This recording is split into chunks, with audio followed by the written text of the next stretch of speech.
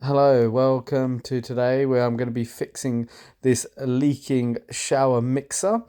And the problem's actually with the entry point and where the nut is. There seems to be a small leak which has now got progressively worse.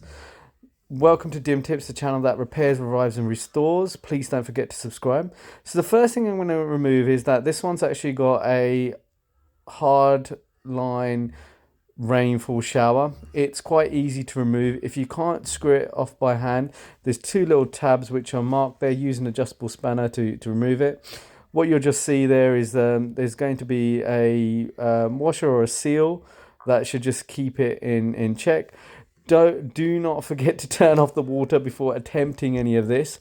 So the first thing that I'm going to do is just use an adjustable spanner to take and relieve off as much pressure as I can, and then slowly turn it anti-clockwise to effectively open up and release the actual mixer and shower unit.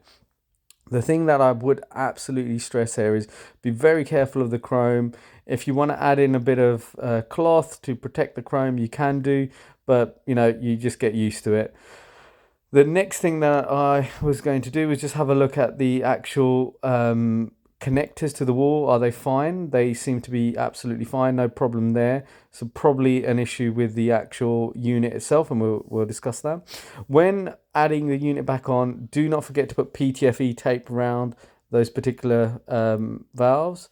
Now what you can see here is that the washer inside is completely degraded.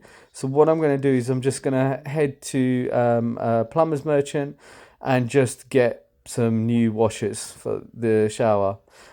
It's worthwhile replacing both of them because you don't want to find out that there's a problem. These look to be degraded quite a bit.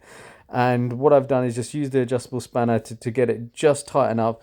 Be careful not to over tighten to strip off any of the threads of the pipework, and try and use probably enough PTFE tape to ensure that you've got a nice seal there.